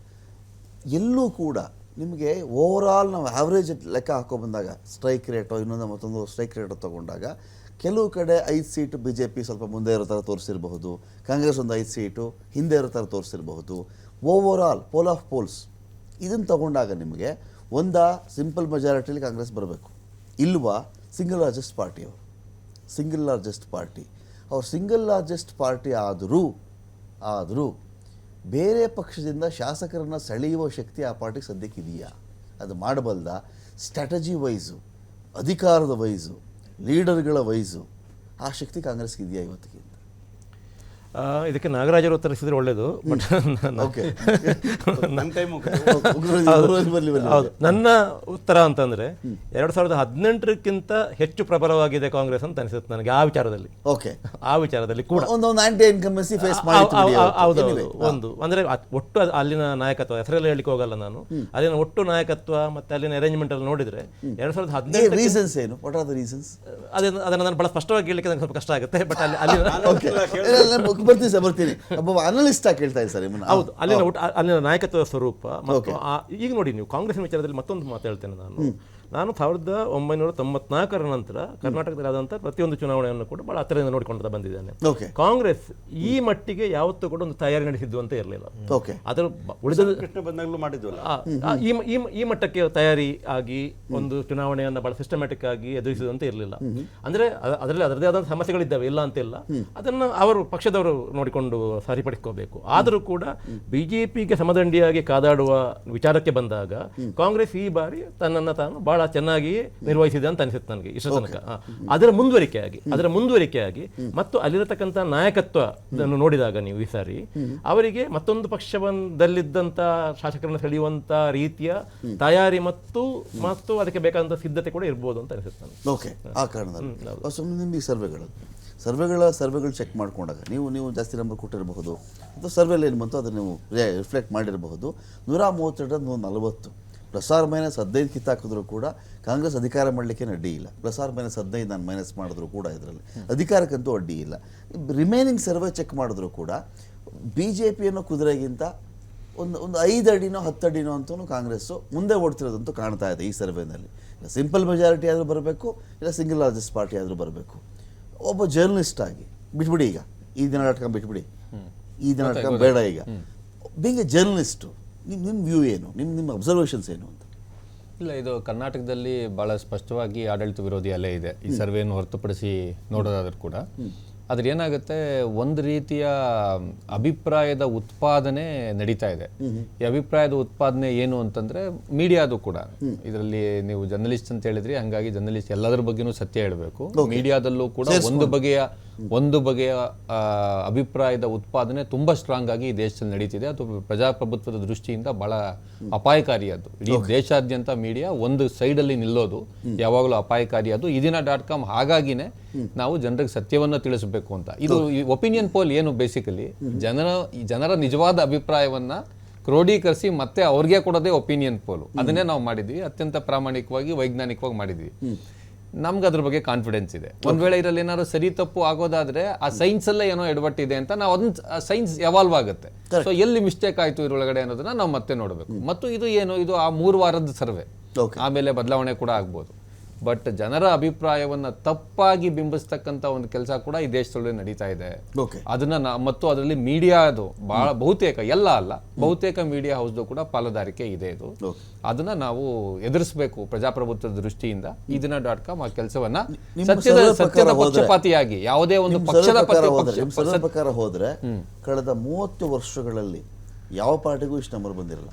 ಹೌದು, ಬಂದಿರಲಿಲ್ಲ. ಮತ್ತು ಕಾಂಗ್ರೆಸ್ ಕೂಡ 1989ರಲ್ಲಿ ಮಾತ್ರ ಈ ಪ್ರಮಾಣದ ಸೀಟುಗಳನ್ನು ಮತ್ತು ಈ ಪ್ರಮಾಣದ ವೋಟ್ ಶೇರ್ ಅನ್ನು ಪಡ್ಕೊಂಡಿತ್ತು. 89ರಲ್ಲಿ 99ರಲ್ಲಿ ಕೂಡ ಇಲ್ಲ. ಸೊ 99ರಲ್ಲಿ ಕೂಡ ಇರಲಿಲ್ಲ. ಸೊ ಮತ್ತೆ ಇದು ಅದಕ್ಕಿಂತ ಹೋಗುತ್ತೆ. ಇದರಲ್ಲಿ ಕಾಂಗ್ರೆಸ್ಸಿನ ಕೊಡುಗೆ ಒಂದು ಮಟ್ಟಕ್ಕಿದ್ರೆ ಇದರಲ್ಲಿ ಬಿಜೆಪಿಯ ಕೊಡುಗೆ ಜಾಸ್ತಿ ಇದೆ ಅಂತ ನನ್ನ ಅನಿಸಿಕೆ. ಅಂದ್ರೆ ಒಂದು ಕಾಂಗ್ರೆಸ್ನ ತಯಾರಿ ಬಗ್ಗೆ ನಾರಾಯಣ ಅವರು ಹೇಳಿದ್ರು. ಬಿಜೆಪಿಯ ಕೊಡುಗೆ ಅಂದ್ರೆ ಬಿಜೆಪಿ ನಮ್ಮ ಸರ್ವೇಲಿ ಒಂದು ಬಹಳ ಮುಖ್ಯವಾದ ವಿಚಾರ ಇತ್ತು. ಅದೇನು ಅಂತಂದ್ರೆ ನಾವು ಒಂದು ಪ್ರಶ್ನೆ ಕೇಳಿದ್ವಿ, ಅದಕ್ಕೆ ಏನು ನಾವು ಆಪ್ಷನ್ ಕೊಡ್ಲಿಲ್ಲ. ಈ ರಾಜ್ಯ ಸರ್ಕಾರದ ನೀವು ನೆನಪಿಸಿಕೊಳ್ಳುವ ನಿಮ್ ಗಮನಕ್ಕೆ ಬಂದಿರುವಂತ ಒಂದು ಯೋಜನೆ ಹೇಳಿ ಅಂತ. 41,169 ಸ್ಯಾಂಪಲ್ ಸೈಜು 8 ಜನ ಮಾತ್ರ ಅದಕ್ಕೆ ಉತ್ತರ ಕೊಟ್ರು. 8 ಜನ. ರೈತ ವಿದ್ಯಾ ನಿಧಿ ಅಂತ ಒಂದು ಸ್ಕೀಮ್ ಇದೆ, ಅದು ಬಿಟ್ರೆ ಈ ರಾಜ್ಯ ಸರ್ಕಾರ, ಈಗ ನಿಮ್ಗೆ ಏನಾದ್ರು ನೆನಪಿದ್ರೆ ಹೇಳಿ, ಬಸವರಾಜ ಬೊಮ್ಮಾಯಿ ಅವರ ಸರ್ಕಾರದ್ದು ನಿಮ್ಗೆ ಯಾವ್ದಾದ್ರು ಒಂದು ಯೋಜನೆ ನಿಮ್ಗೆ ನೆನಪಿದ್ರೆ ಹೇಳಿ. ಯೋಜನೆ ಇಲ್ಲ. ನಮ್ಗೆ ಆ ಯೋಜನೆಗಳು ಒಪ್ಪಿಗೆ ಆಗ್ಬೋದು ಬಿಡ್ಬೋದು, ಅದು ಬೇರೆ ವಿಚಾರ. ಬಟ್ ಪ್ರಧಾನಮಂತ್ರಿ 18% ಜನ ಯೋಜನೆ ನೇಮ್ ಮಾಡಿದ್ರು. ಯಾವ್ದನ್ನ ನೇಮ ಮಾಡಿದ್ರು ಅಂದ್ರೆ ಉಜ್ವಲ ಗ್ಯಾಸ್ ಯೋಜನೆ, ಕಿಸಾನ್ ಸಮ್ಮಾನ್ ಹೇಳಿದ್ರು, ಅದೆಲ್ಲ ಕೇಂದ್ರ ಸರ್ಕಾರ. ಸ್ಟೇಟ್ದು ಅಂತ ಹೇಳಿದವರು 8 ಜನ ಮಾತ್ರ ಅನ್ನೋದಿದೆಯಲ್ಲ. ಪಬ್ಲಿಸಿಟಿ ಹಿಂದೆ ಬಿದ್ರ ರಾಜ್ಯ ಸರ್ಕಾರದವರು ಅಲ್ಲ, ಪಬ್ಲಿಸಿಟಿ ಅಥವಾ ಅಂತ ಯೋಜನೆ ಏನಾದ್ರು ಅವ್ರಿಗಾದ್ರೂ ಫೋಕಸ್. ಅಂದ್ರೆ ಜನರಲ್ಲಿ ಬಿಜೆಪಿಯ ಪ್ರಾಪಗ್ಯಾಂಡಾ ಏನಿದೆ ತುಂಬಾ ವ್ಯವಸ್ಥಿತವಾದ್ದು. ಅಂದ್ರೆ ತಮ್ಮನ್ನು ತಾವು ಮಾರ್ಕೆಟ್ ಮಾಡ್ಕೊಳ್ಳೋದ್ರಲ್ಲಿ ಬಹಳ ಅವರು ಇದಾಗಿದ್ದಾರೆ. ಆದ್ರೆ ಅದು ಕೂಡ ಇಲ್ಲದೆ ಇದ್ದಿದ್ದು ಮತ್ತು ಗಂಗಾಧರ್ ಅವರು ಮತ್ತೆ ಗಮನಕ್ಕೆ ತರಕ್ ಪ್ರಯತ್ನ ಪಡ್ತಿರುವಂತ ಸಮಸ್ಯೆಗಳೇನಿತ್ತು ಅದು ಇವತ್ತು ಒಂದು ಆಡಳಿತ ವಿರೋಧಿಯಲ್ಲಿ ಇಂಪ್ಯಾಕ್ಟ್ ಏನು ಈ ಸ್ಟೇಟ್ ಅಲ್ಲಿ ಪಂಚರತ್ನದ ಬಗ್ಗೆ. ಯಾಕೆಂದ್ರೆ ಕುಮಾರಣ್ಣ ಅವರ ಸೀಮಿತ ವ್ಯಾಪ್ತಿಯಲ್ಲಿ ಒಬ್ಬ ಮನುಷ್ಯ ಪ್ರಯತ್ನದ ಎಲ್ಲ ಮೂಲೆಗಳನ್ನು ಕರ್ನಾಟಕ ರೀಚ್ ಆಗೋ ಪ್ರಯತ್ನ ಪಟ್ಟಿದ್ದಾರೆ. ಹುಷಾರು ತಪ್ಪಿದ್ರು, ಅದ್ರ ಆಗ್ಲೂ ಕಾರ್ಯರತರಾಗಿದ್ದರು. ದೇವೇಗೌಡರು 90+ನಲ್ಲೂ ಕೂಡ ಅವರ ಶ್ರಮವನ್ನು ಒಬ್ಬ ವ್ಯಕ್ತಿಯಾಗಿ ಆ ವ್ಯಕ್ತಿಯ ಇಚ್ಛಾಶಕ್ತಿ ಮತ್ತು ರಾಜಕೀಯ ಚಲನಶೀಲತೆ ಇದೆಯಲ್ಲ, ಅದನ್ನು ಯಾರೂ ಅಲಗಳೆಯುವಂತಿಲ್ಲ. ಅದು ಹೈಯೆಸ್ಟ್ ರೆಸ್ಪೆಕ್ಟ್. ಅದು ಸ್ವಾರ್ಥಕ್ಕೇನೋ ಮಾಡ್ತಿದ್ದಾರೆ, ಅದು ಏನೇ ನೀವು ಹೇಳಿದ್ರು ಕೂಡ 90ನೇ ವಯಸ್ಸಲ್ಲಿ 91ನೇ ವಯಸ್ಸಲ್ಲಿ ಮೈಕ್ ಇಟ್ಕೊಂಡು ನಿಂತ್ಕೊಂಡು ಪ್ರಚಾರಕ್ಕೆ ಬರೋದಿದೆಯಲ್ಲ, ಯಾವುದೇ ಪಾರ್ಟಿಯಲ್ಲಿ ಯಾವುದೇ ವ್ಯಕ್ತಿ ಮಾಡಲಿ, ಅದು ಗ್ರೇಟೇ. ಅದು ಇದ್ರದ್ದು ಬೆಳೆ ನೋಡಿ. ಕಾಂಗ್ರೆಸ್ನ ಚುನಾವಣಾ ತಯಾರಿ ಆಗಸ್ಟ್ ತಿಂಗಳಲ್ಲಿ ನಡೆದಂತ ಸಿದ್ದರಾಮಯ್ಯ 75 ಕಾರ್ಯಕ್ರಮದಿಂದ ಜೋಶ್ ಶುರುವಾಯಿತು. ಆದ್ರೆ JDSನ ತಯಾರಿ ಅದಕ್ಕಿಂತ ಮುಂಚೆಯಿಂದ ಶುರುವಾಯಿತು ಕರ್ನಾಟಕದಲ್ಲಿ. ಮತ್ತು ಬಿಡದಿನಲ್ಲಿ ಅವರು ಒಂದು ವರ್ಕ್ಶಾಪ್ ಮಾಡಿ ಎಲ್ರಿಗೂ ಕೂಡ ಅಲ್ಲಿಂದ ಶುರು ಮಾಡಿದ್ರು. ಪ್ರಾಬ್ಲಮ್ ಏನಾಯ್ತು ಅಂದ್ರೆ, ನೀವು ಪಂಚರತ್ನ ಅಂತ ತೆಗೆದುಕೊಂಡಾಗ ಪಂಚರತ್ನ ಅಂತ ಏನೋ ಇದೆ ಅಂತ ಗೊತ್ತು. ಆದ್ರೆ ಯಾವುದು 5 ರತ್ನಗಳು ಅನ್ನೋದನ್ನ ತಲುಪಿಸೋದ್ರಲ್ಲಿ ಅದ್ರೊಳಗಡೆ ಈಗ ನೀವು ಜರ್ನಲಿಸ್ಟ್ ಆಗಿರೋದ್ರಿಂದ ನಿಮ್ಗೆ ಅದು ಕೇಳಿದ್ರೆ ಗೊತ್ತಾಗ್ಬೋದು. ದಾರಿಯಲ್ಲಿ ನೀವು ಯಾರನ್ನಾದ್ರು ಕೇಳಿದ್ರೆ ಕಾಂಗ್ರೆಸ್ದೇನೆ ಅವ್ರು ಅಷ್ಟನ್ನೆಲ್ಲ ಪ್ರಚಾರ ಮಾಡಿ ಕೂಡ 1/3 ಭಾಗ ಜನಕ್ಕೆ ಅದು ಗೊತ್ತಿಲ್ಲ ಅಂತ ಹೇಳ್ತಾರೆ. ಪಂಚರತ್ನ ಅಂದ್ರೆ 5 ಅದರೊಳಗಡೆ ಆರೋಗ್ಯ ಇದೆ, ಶಿಕ್ಷಣ ಇದೆ, ವಸತಿ ಇದೆ, ರೈತರದ್ದು ಇದೆ ಮತ್ತು ಯುವ ಜನರಿಗೆ ನೀತಿ ಇದೆ ಅಂತ ಹೇಳಬೇಕು ಅಂದ್ರೆ ನಾವು ಸರ್ವೆ ಕಾರಣಕ್ಕಾಗಿ ಮತ್ತೆ ಅದನ್ನ ಮನನ ಮಾಡಿದೀವಿ. ಪಂಚರತ್ನ ಅನ್ನೋ ಹೆಸರು ಗೊತ್ತಿದೆಯೋ ಹೊರತು ಅದರಲ್ಲಿ ಏನಿದೆ. ಯಾಕಂದ್ರೆ ಕಾಂಗ್ರೆಸ್ನಲ್ಲಿ ಕನಿಷ್ಠ 2/3 ಯಾಕೆ ಸಕ್ಸಸ್ ಆಗಿದ್ದಾರೆ ಅಂತಂದ್ರೆ ಗ್ಯಾರಂಟಿ 2,200 ಇದು ಅಂತ ಯೂನಿಟ್. ನೀವು ಪಂಚರತ್ನಲ್ಲಿ 5 ಯಾವುದು ಅದು JDS ನಿಂದ ಕೂಡ ಆಗಿಲ್ಲ. ಯಾಕಂದ್ರೆ ಅಲ್ಲಿ ಹೋದಾಗ್ಲೂ ಕೂಡ ಕುಮಾರಸ್ವಾಮಿ ಅವರ ಒಟ್ಟಾರೆ ಬೇರೆ ಕಡೆ ನೀವು ಸಾರ್ವಜನಿಕ ಭಾಷಣಗಳಲ್ಲಿ ಅದು ಈ ಯೋಜನೆಗಳ ಬಗ್ಗೆ ಫೋಕಸ್ ಮಾಡಿ 1, 2, 3 ಇದು ಅಂತ ಹೇಳುವುದಕ್ಕಿಂತ ಹೆಚ್ಚಾಗಿ ಅವರು ಜನರಲ್ ಆಗಿ ಯಾಕೆ ತನಗೆ ಅಧಿಕಾರ ಕೊಡಬೇಕು, ಯಾಕೆ JDS ಪಕ್ಷಕ್ಕೆ ಅಧಿಕಾರ ಕೊಡಬೇಕು, ಪ್ರಾದೇಶಿಕ ಪಕ್ಷಕ್ಕೆ ಅಧಿಕಾರ ಕೊಡಬೇಕು ಅನ್ನೋದನ್ನ ಮತ್ತೆ ಮಾತಾಡಿದ್ದಾರೆ. ಇನ್ನೊಂದು ಪ್ರಶ್ನೆ ಇತ್ತು ನಂದು. ಕಾಂಗ್ರೆಸ್ ಅಂತ ಬಂದಾಗ ಇದು ಒಂದು CM ಫೇಸ್ ಅನ್ನೋದ್ರ ಮೇಲೆ ಆಯ್ತಾ, ಆ ಪ್ರಶ್ನೆ ಇತ್ತ ನಿಮ್ಮ ಸರ್ವೆನಲ್ಲಿ? ಇದು ಇಲ್ಲ, ನಾವು ಸಿದ್ದರಾಮಯ್ಯ ಇಲ್ಲ, ಅವ್ರ face, ಇಲ್ಲ, ನಮ್ದು ಇದು ಒಂದು ಡಿ ಕೆ ಶಿವಕುಮಾರ್ ಅವ್ರ ನಮ್ಗೆ face, ಪ್ರಶ್ನೆಗಳನ್ನೆಲ್ಲ final ಮಲ್ಲಿಕಾರ್ಜುನ್ ಖರ್ಗೆ ಅವ್ರ ಸಿಎಂ ಫೇಸ್, ಇಲ್ಲ, ಪ್ರಶ್ನೆಗಳನ್ನ ಫೈನಲ್ ಮಾಡಿದ್ಮೇಲೆ ನಾವು ಸಿಎಂ ಫೇಸ್ ತಗೊಳ್ಳೋಣ ಅಂತ ಮಾಡ್ಕೊಂಡ್ವಿ. ಬಟ್ ಏನಾಗುತ್ತೆ, ಸರ್ವೆಗೆ ಒಂದು ಲಿಮಿಟೇಷನ್ ಇರುತ್ತೆ. ನೀವು ತುಂಬಾ 30 ಪ್ರಶ್ನೆ ಕೇಳ್ಬಿಟ್ರೆ ಅದು ನಡೆಯೋದಿಲ್ಲ ಅಲ್ಲಿ. ಓಕೆ, ನಾವು ಈ ಎಕನಾಮಿಕ್ ಈ ಕ್ಯಾಟಗರಿ ಪ್ರಶ್ನೆ ನೀವು ಅಲಗಳೆಯುವಂತನೂ ಇಲ್ಲ. ಇಲ್ಲ, ಖಂಡಿತ ಇಲ್ಲ. ಯಾಕೆಂದ್ರೆ ನೀವು ಸಿಎಂ ಕ್ಯಾಂಡಿಡೇಟ್ ಯಾರು ಅಂತ ನೀವು ಬಿಜೆಪಿಲಿ ಅಷ್ಟು ಯಡಿಯೂರಪ್ಪನವ್ರು ಆದ್ಮೇಲೆ ಏನು, ಯಡಿಯೂರಪ್ಪನವ್ರು ಆಮೇಲೆ ಏನು ಮಾಡ್ತಾರೆ, ಈ ಚುನಾವಣೆ ಆದಮೇಲೆ ಯಡಿಯೂರಪ್ಪನವ್ರ ಕಥೆ ಏನು ಅಂತ ಹೇಳಿ ಒಬ್ಬರು ಜನ ಯೋಚನೆ ಮಾಡಬಹುದಾದ್ರೆ, ಕಾಂಗ್ರೆಸ್ಗೆ ಓಟ್ ಹಾಕಿದ ಮೇಲೆ ನಮ್ಮ ಕಡೆಯವ್ರು ಸಿ ಎಮ್ಮ, ನಮ್ಮ ಕ್ಯಾಸ್ಟ್ ಅವ್ರು ಸಿ ಎಮ್ಮ, ಇಲ್ಲ ಬೇರೆ ಕ್ಯಾಸ್ಟ್ ಅವ್ರು ಸಿ ಎಮ್ ಅಂತ ಜನ ಯೋಚನೆ ಮಾಡಲ್ವೇ? ಹೌದು, ಖಂಡಿತ ಮಾಡಿ. ಆ ವ್ಯಾಪ್ತಿ ಇಲ್ವಾ ಕ್ವಶನ್ ಅಲ್ಲಿ ಅಂತ ನನಗೆ ಇಲ್ಲ, ಇರ್ಲಿಲ್ಲ. ನಮ್ದು ಯಾಕೆ ಇರ್ಲಿಲ್ಲ ಅಂದ್ರೆ, ನಾವು ಎಷ್ಟು ಪ್ರಶ್ನೆ ಕೇಳ್ಬೋದು ಅಂತ ಮಾಡ್ಕೊಂಡಾಗ ನಮ್ಗೆ ನೀವು ಆಗ್ಲೇ ಏನು ನೀವು ಅಪ್ರಿಶಿಯೇಟ್ ಮಾಡಿ ಹೇಳಿದ್ರಿ, ತುಂಬಾ ಜನ ಅದನ್ನ ಹೇಳ್ತಿದ್ದಾರೆ. ಎಕನಾಮಿಕ್ ಕ್ಯಾಟಗರಿ ಏನು, ಯಾವ ಕ್ಯಾಸ್ಟ್ ಕ್ಯಾಟಗರಿ ಅವ್ರು ಯಾರು ಓಟ್ ಹಾಕ್ತಿದ್ದಾರೆ, ಇದನ್ನ ತಿಳ್ಕೊಳ್ಳೋ ಇದರಲ್ಲಿದ್ದಾಗ ಓಕೆ ಟೂ ಮೆನಿ ಕ್ವಶನ್ಸ್ ಆಗೋಯ್ತು ಅಂತ ನಮ್ಗನ್ನಿಸ್ತು. ಆಮೇಲೆ ಅದನ್ನ ಬಿಟ್ವಿ. ಬಟ್ ಒಂದು ಇಲ್ಲಿ ಕಾಣ್ತದೆ, ಸಿದ್ದರಾಮಯ್ಯನವರು ನಿಸ್ಸಂದೇಹವಾಗಿ ಮೋಸ್ಟ್ ಪಾಪ್ಯುಲರ್ ಲೀಡರ್ ಅಂತ ಬೇರೆ ಬೇರೆ ಸರ್ವೆಗಳು ಕೂಡ ಹೇಳಿದೆ. ಓಕೆ, ಆದ್ರೆ ಅದನ್ನ ಬಿಟ್ಬಿಡೋಣ, ನಾವು ವ್ಯಕ್ತಿಯಾಗಿ ಬಿಟ್ಬಿಟ್ರೆ ಅವ್ರು ಏನ್ ರೆಪ್ರೆಸೆಂಟ್ ಮಾಡ್ತಾರೆ ಅಂತ ನೋಡಿದ್ರೆ, ಅವರು ಕಲ್ಯಾಣ ಕಾರ್ಯಕ್ರಮಗಳನ್ನ ರೆಪ್ರೆಸೆಂಟ್ ಮಾಡ್ತಾರೆ, ಸೋಷಿಯಲ್. ಯಾಕಂದ್ರೆ ಅಹಿಂದ ಸಮುದಾಯ ಇವತ್ತು ಕೂಡ ಕ್ಯಾಸ್ಟ್ ಕ್ಯಾಟಗರಿಯಲ್ಲಿ ನೋಡಿದ್ರೆ ಅದು ಓವರ್ವೆಲ್ಮಿಂಗ್ಲಿ ವಿತ್ ಕಾಂಗ್ರೆಸ್ ಅಂತ ಕಾಣ್ತಾ ಇದೆ. ಸೊ ಹಂಗಾಗಿ ಆ ರೀತಿಯಲ್ಲಿ ಸಿದ್ದರಾಮಯ್ಯನವರು ವ್ಯಕ್ತಿಯಾಗಿ ನೀವು ಪಕ್ಕಕ್ಕಿಟ್ಟರು ಕೂಡ, ಸೊ ಒಂದು ಪಾಲಿಸಿಯಾಗಿ ಅವ್ರು ಏನ್ ರೆಪ್ರೆಸೆಂಟ್ ಮಾಡ್ತಾರೆ ಅಂತ ನೋಡಿದ್ರೆ ಜನ ಅದಕ್ಕೆ ಓಟ್ ಹಾಕ್ತಿದ್ದಾರೆ ಅನ್ನೋದು ಸ್ಪಷ್ಟವಾಗಿ ಕಾಣ್ತಿದೆ. ಹಾಗಾದ್ರೆ ಪಂಚರತ್ನ ಅಲ್ವಾ? ಪಂಚರತ್ನ ಕೂಡ ವೆಲ್ಫೇರ್ ಪ್ರೋಗ್ರಾಮ್ಸ್. ಬಟ್ ನೀವು ಸ್ಕೀಮ್ ಅಂತ ಹೇಳಿದಾಗ ಜನಕ್ಕೆ ಅರ್ಥ ಆಗೋಂಗೆ ನೀವು ಆರೋಗ್ಯ ವ್ಯವಸ್ಥೆ ಸುಧಾರಿಸ್ತೀವಿ ಅಂದ್ರೆ ಜನಕ್ಕೆ ಗೊತ್ತಾಗಲ್ಲ. ಕಾಂಗ್ರೆಸ್, JDS, ಆಮ್ ಆದ್ಮಿ ಒಂದು ಸಿಮಿಲಾರಿಟಿ ಇದೆ. ಈ ಜನಕ್ಕೆ ನಾನು ಏನೋ ಇಮಿಡಿಯೇಟ್ ಕೊಡಬೇಕು, ನಾನು ಬಂದ್ರೆ ಕೊಡ್ತೀನಪ್ಪ ಅಂತ ಹೇಳಿ ಮೂರು ಹೇಳ್ತಾ ಇದ್ದಾರೆ. ವಿಧಾನ ಬೇರೆ ಬೇರೆ ಇರಬಹುದು. ಇಲ್ಲ ಸರ್, ಅಷ್ಟು ಮಾತ್ರ ಇಲ್ಲ. ಯಾಕಂದ್ರೆ ಅವಾಗ ನೀವು ಬಿಜೆಪಿಲಿ ನೀವು ತೆಗೆದುಕೊಂಡ್ರೆ ಶ್ರೀಮಂತರು ಯಾಕೆ ಓಟ್ ಆಗ್ತಾ ಇದ್ದಾರೆ ಹೆಚ್ಚು? ಓಕೆ, ಶ್ರೀಮಂತರಿಗೆ ಮತ್ತು ಮೇಲ್ಜಾತಿಗಳಿಗೆ ತಮ್ಮ ಪಾರ್ಟಿ ಬಿಜೆಪಿ ಅಂತ ಅನಿಸ್ತಿದೆ. ಅದರಲ್ಲೂ ಕೂಡ ಶೇಕ್ ಆಗಿರೋದು ನೀವು ನೋಡ್ತೀರಾ, ಲಿಂಗಾಯತರು ಮತ್ತು ಒಕ್ಕಲಿಗರದು. ಅಫ್ಕೋರ್ಸ್ ನಮಗೆ ಕಂಪೇರಬಲ್ ಫಿಗರ್ಸ್ ಇಲ್ಲ. 54% ಜನ ಲಿಂಗಾಯತರು ಬಿಜೆಪಿಗೆ ಓಟ್ ಆಗ್ತಾರೆ ಅಂತ ಈ ಸರ್ವೆಲಿ ಒಲವಿದೆ ಅಂತ ಈ ಸರ್ವೆಲಿ ಇದ್ರು. ಬಹುಶಃ ಇದು 2018 ಚುನಾವಣೆಯಲ್ಲಿ 65-70 ಇದ್ದಿರಬೇಕು. ಓಕೆ, ಹಂಗಾಗಿನೇ ಇಲ್ಲದೇ ಇದ್ರೆ ನಾರ್ತ್ ಕರ್ನಾಟಕ ಈ ರೀತಿಯಲ್ಲಿ ಸ್ವೀಪ್ ಆಗುತ್ತೆ ಅನ್ನೋ ರೀತಿಯಲ್ಲಿ ನಮ್ಮ ಸರ್ವೆಯಲ್ಲಿ ಏನ್ ಕಾಣಿಸ್ತಾ ಇದೆ ಅದು ಅದನ್ನೇ ತೋರಿಸುತ್ತೆ. ಲಿಂಗಾಯತರು ನೀವು ಲಕ್ಷ್ಮಣ್ ಚೌಧರಿ, ಜಗದೀಶ್ ಶೆಟ್ಟರ್ ಅವ್ರ ನಂತರದಲ್ಲಿ ಅಲ್ಲ, ಅದಕ್ಕೆ ಮುಂಚೆನೆ ಈ ಶಿಫ್ಟ್ ಶುರುವಾಗಿ ಯಡಿಯೂರಪ್ಪ ಅವರು ಇಳಿಸಿದ ಕಾರಣ ಇರಬಹುದಾ? ಹಲವಾರು ಕಾರಣ ಇರಬಹುದು. ಬಸವರಾಜ ಬೊಮ್ಮಾಯಿ ಅವರು ಆ ರೀತಿಯಲ್ಲಿ ಲಿಂಗಾಯತರ ನಾಯಕರಾಗಿ ಎಮರ್ಜ್ ಆಗಿಲ್ಲ. ಮತ್ತು ಯಾವ್ದಾದ್ರು ಸಮುದಾಯ, ಈಗ ಮುಸ್ಲಿಮರದ್ದು ನಾವು ನೋಡಿದ್ವಲ್ಲ, ಮುಸ್ಲಿಮರು 10% ಜನ ಬಿಜೆಪಿ ಆಗ್ತಾರೆ. ಇದು ಅಬ್ಸಲ್ಯೂಟ್ ಆಗಿ ಒಂದು ಸಮುದಾಯ ಆಗುತ್ತೆ ಅನ್ನೋದು ವಾಸ್ತವ ಅಲ್ಲ. ಆ ರೀತಿಯಲ್ಲಿ ಭಾವಿಸ್ಕೊಳ್ಳದೆ ಮೆಜಾರಿಟಿ ಜನರು ಆ ಸಮುದಾಯದಲ್ಲಿ ಯಾರು ಒಲವಿದೆ ಅಂತ ಅನ್ನೋದು ಮಾತ್ರ ನಿಮ್ಗಲ್ಲಿ ಕಾಣ್ತದೆ. ಸೊ ಲಿಂಗಾಯತರು ಮತ್ತು ಒಕ್ಕಲಿಗರು ಎರಡೂ ಇದರಲ್ಲೂ ಕೂಡ ಬ್ರೇಕ್ ಬಂದಿದೆ. ಅವರು ಪೂರ್ತಿ ಬಿಜೆಪಿ ಅಥವಾ JDS ಜೊತೆಲಿ ಇಲ್ಲ ಅನ್ನೋದನ್ನ ನಾವಲ್ಲಿ ನೋಡ್ಬೋದು. ಈ ಎಲ್ಲಾ ಫ್ಯಾಕ್ಟರ್ಸ್ ಕೂಡ ಇಲ್ಲಿ ಇದೆ ಅಂತ ಅನ್ಸುತ್ತೆ. ಓಕೆ, ನಾನು ಇಲ್ಲಿ ಪ್ರದೀಪ್ ಅವರು ಅಂತ ಕೇಳ್ಬೋದು. ಪ್ರದೀಪ್, JDS ಬಿಡಿ ಸರ್, ಈ ಎಲೆಕ್ಷನ್ಗೋಸ್ಕರವಾಗಿ ಕಾಂಗ್ರೆಸ್ 150 ಸೀಟು ಅಂತಾರೆ, ಬಿಜೆಪಿನೂ 150 ಒಂದು ಬಿಡ್ತಾರೆ, ನೀವು 123 ಅಂತ ಹೇಳಬಹುದು. ನಿಮ್ಮ ರೀಡಿಂಗ್ ಪ್ರಕಾರ ಇದೆಲ್ಲ ಸರ್ವೆ ಬಿಟ್ಟರು ಕೂಡ ಮಿನಿಮಮ್ ಇಷ್ಟು ಸೀಟ್ ಅಂತ ನಮ್ಗೆ ಗ್ಯಾರಂಟಿ. ಆ ಗ್ಯಾರಂಟಿ ನಿಮಗೇನು ನಿಮ್ಮ ಲೆಕ್ಕಾಚಾರದಲ್ಲಿ? ಆಕ್ಚುಲಿ ನಾವು 67 ಸೀಟು ಗೆಲ್ಲೇಬಹುದಾದಂಥ ಸೀಟು ಎ ಕ್ಯಾಟಗರಿ ನಾವು ಮಾಡಿದ್ವಿ. ಓಕೆ, 67 ಸೀಟ್ಸು ಎ ಅಂತ ಮಾಡಿದ್ವಿ. ಅದಾದ್ಮೇಲೆ 40 ಸೀಟ್ನ ಬಿ ಅಂತ ಮಾಡಿದ್ವಿ. ಓಕೆ, ಗೆಲ್ಲೇಬಹುದಂತ ಸೀಟು 67 ಅಂತ ಇದ್ರೂ ಕೂಡ ನಿಮ್ಮ ಸರ್ವೆ ಪ್ರಕಾರ ನೋಡಿದ್ರೆ ಆ ರೀತಿ ಕಾಣಿಸ್ತಾ ಇಲ್ಲ. ಓಕೆ, ಅದು ನನಗೆ ಗೊತ್ತಿಲ್ಲ. ಅದು ಸರ್ ಹೇಳಿದಾಗೆ ಪಂಚರತ್ನ ಯೋಜನೆಗಳನ್ನ ಜಾರಿ ಮಾಡುವಲ್ಲಿ ಅಥವಾ ಜನರಿಗೆ ಕನ್ವೆ ಮಾಡುವಲ್ಲಿ. ಪಂಚರತ್ನ ಅಂದ್ರೆ ಏನು ಅಂತ? ಅದೇ ಪಂಚರತ್ನ ಮತ್ತೆ ನೀವು ಆರೋಗ್ಯ ವ್ಯವಸ್ಥೆ ಸುಧಾರಿಸಿದ್ರೆ ಸ್ಕೀಮ್ ಅನೌನ್ಸ್ ಮಾಡದೆ ಕಮ್ಯುನಿಕೇಟ್ ಆಗಲ್ಲ. Correct sir. ಆದ್ರೆ ನಾವು ಅದಕ್ಕೆ ಟ್ಯಾಬ್ಲೋ ಮಾಡಿದ್ವಿ. ಆ ವಸತಿ ಅಂದ್ರೆ ಏನು, ಶಿಕ್ಷಣ ಅಂದ್ರೆ ಏನು, ಟ್ಯಾಬ್ಲೋ ಮಾಡಿ ಆ ಟ್ಯಾಬ್ಲೋ ಕೂಡ ಅದು ಎಲ್ಲ ಕಡೆ ಶಬ್ದಚಿತ್ರ ಎಲ್ಲೆಲ್ಲಿ ಕುಮಾರಣ್ಣನವರ ಯಾತ್ರೆ ಹೋಯ್ತು ಅಲ್ಲಿ ಆ ಏರಿಯಾವನ್ನ ದಾಟೋದು ಮತ್ತೆ ಎಲ್ಲ ಕಡೆ ಸುತ್ತಾಕುವಂತ ಕೆಲಸವನ್ನ ಮಾಡಿದ್ವಿ ಟ್ಯಾಬ್ಲೋಗಳ ಮೂಲಕ.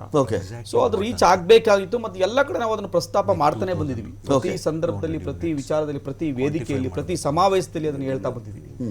ಆದ್ರೆ ಸತ್ಯ ಅವ್ರು ಹೇಳಿದ್ರೆ ನಾನು ಒಪ್ಕೊಳ್ಳೇಬೇಕಾದ್ರೆ ಎಲ್ಲ ಒಂದ್ ಕಡೆ ಕನೆಕ್ಟ್ ಆಗದೇನೂ ಇರ್ಬೋದು. ಅದನ್ನ ನೀವು ಹೇಳಿದಾಗೆ ಕಾಂಗ್ರೆಸ್ ಒಂದು ನೀವು ಹೇಳಿದಾಗೆ ಗ್ಯಾರಂಟಿ ಅನ್ನೋದು 2000 ರೂಪಾಯಿ ತಲೆಗೆ ಕಿವಿಗೆ ಹೊಡೆದಾಗೆ ಈ ಪಂಚರತ್ನ ಯೋಜನೆ ಅನ್ನೋದು ಹೊಡೆದಿಲ್ವೇನೋ ಅಂತ ಅನ್ಕೋತೀನಿ. ಪಂಚರತ್ನ ಹೊಡೆದಿದೆ, ಕಿವಿಗೆ ಬಿದ್ದಿದೆ.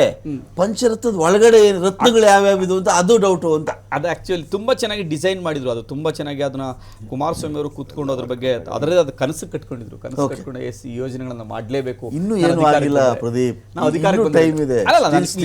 ಇದ್ರ ಮೇಲೆ ಮಾತಾಡ್ರ ಇನ್ನು May 10, May 13 ಎಲ್ಲ ಬರ್ಬೇಕು. ಇನ್ನು ಮೋದಿ ಅವರು ಬರ್ತಿದ್ದಾರೆ ನಾಳೆಯಿಂದ. ಗಂಗಾಧರ್, ನಿಮ್ ರಿಯಾಕ್ಷನ್ ಫೈನಲ್? ಸರ್ ಈಗ ಈಗ ಸರ್ವೆ ಒಂದು ಕಡೆ ಅಗೇನ್ ಅದೇ ಒಂದು ಪಾಯಿಂಟ್ಗೆ ಮತ್ತೆ ಮರಳಿ ನಾವು ಬರಬೇಕಾಗುತ್ತೆ. ಪ್ರತಿ ಸಲ 3 ಪಾರ್ಟಿಗಳ ಉದ್ದೇಶಗಳಿದೆಯಲ್ಲ, ಹಾ. ಈ ಉದ್ದೇಶಗಳನ್ನ ಒಂದು ಪಾರ್ಟಿ ಬೇರೆ ಕಾರಣಕ್ಕೆ ವಿರೋಧಿಸಬಹುದು, ಒಂದು ವರ್ಗ ವಿರೋಧಿಸಬಹುದು.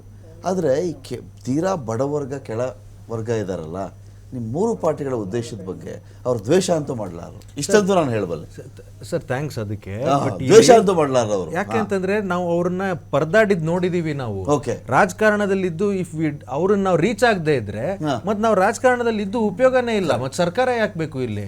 ಯಾವ್ದಾದ್ರು ಮಲ್ಟಿನ್ಯಾಷನಲ್ ಕಂಪ್ನಿಗೆ ನಾವು ಔಟ್ಸೋರ್ಸ್ ಮಾಡ್ಬೋದಲ್ಲ ಎಲ್ಲ. ಓಕೆ. ಈ ಹೈವೇಸ್ ಮಾಡಕ್ಕೆ, ಏರ್ಪೋರ್ಟ್ ಮಾಡಕ್ಕೆ, ಮತ್ತೆ ಅದನ್ನೇ ತಗೊಂಡೋಗಿ ಅದಾನಿ ಕೊಡಕ್ಕೆ. ವಿ ಡೋಂಟ್ ನೀಡ್ ಅ ಸರ್ಕಾರ ಫಾರ್ ದಟ್. ಸರ್ಕಾರ ಅವ್ರು ಕೇಳಿದ್ರೆ we are not here to do business ಅಂತಾರೆ. ಅಲ್ಲ, ಏನಾರ ಕೇಳಿದ್ರೆ ನೀವು ಯಾಕ್ರೆ ಯೋಜನೆ ಮಾಡಲಿ ಅಂದ್ರೆ we are not here to do business ಅಂತ. ಯಾಕಂದ್ರೆ ಮಾರದ್ರಿ ಅಂದ್ರೆ we are not here to do business ಅಂತಾರೆ. ಅದಕ್ಕೆ ಜನ ಇದಾರೆ, ಅವ್ರಿಗೆ ಕೊಟ್ರು, ಇವರು ಅವ್ರ ಪ್ಲೇನ್ ಸೆಲ್. ಅದಕ್ಕೆ ಇರೋದು. ಅವರು ಎಲ್ಲ ಔಟ್ಸೋರ್ಸ್ ಮಾಡಿ ಇವ್ರು ಪ್ಲೇನ್ ತಗೊಂಡು ಓಡಾಡಕ್ಕೆ ಇರೋದು. ಸರ್, ಇಲ್ಲಿ ಜನರ ಬಗ್ಗೆ ಕಳಕಳಿ ಇಲ್ಲ ಅಂತಂದ್ರೆ ರಾಜಕಾರಣದಲ್ಲಿ ಇರೋದು ನಿರುಪಯುಕ್ತ ಅಂತ ಜನ ಈಗ ಹೇಳ್ತಾ ಇದ್ದಾರೆ ಈ ಸರ್ವೆ ಮುಖಾಂತರ. ಸೊ ನಾವ್ ಎಲ್ಲಿವರೆಗೂ ಜನರು ಕನೆಕ್ಟೆಡ್ ಆಗಿರ್ತೀವೋ ಅಲ್ಲಿವರೆಗೂ ನಾವು ರಾಜಕಾರಣದಲ್ಲಿ ರೆಲೆವೆಂಟ್ ಆಗಿ ಉಳಿತೀವಿ. ಓಕೆ, ನಾಗರಾಜ್ ಜಿ, ವಂದನಾರ್ಪಣೆ ನಿಮ್ಮ ಕಡೆಯಿಂದ. Final points. ಏನಾಗ್ತದೆ ಅಂದರೆ 130 to 140 ಅಂತ ಹೇಳಿದಾರಲ್ಲ, ಎಲ್ಲೋ ಒಂದು ಹತ್ರ ನಮ್ಮ ಆಂತರಿಕ ಸಮೀಕ್ಷೆಗಳನ್ನ ಮಾಡಿ ನಮ್ಮ ಡಿ ಕೆ ಶಿವಕುಮಾರ್ ಸಾಹೇಬ್ ಹೇಳಿದ್ರು 141 ಸೀಟು ಗೆಲ್ತೇವೆ. ಅದು ಎಲ್ಲ ಒಂದು ಕಡೆ ಅಂದರೆ we have done our own surveys also, more than 5-6 surveys. ಅದು ಹತ್ತಿರವಾಗಿರ್ತಕ್ಕಂಥ, ಇವರು ಮಾಡಿರ್ತಕ್ಕಂಥ ಹತ್ತಿರವಾಗಿರ್ತಕ್ಕಂಥ ಕಾಣ್ತಾ ಇದೆ. ಬಟ್ ಎರಡನೇದು ಏನಂತಂದರೆ, ಒಂದು ಇತಿಹಾಸ ಮತ್ತೊಂದು ಸಲ ಮರುಕಳಿಸ್ತಾ ಇರ್ತಕ್ಕಂಥದ್ದು ಆಡಳಿತ ಪಕ್ಷ.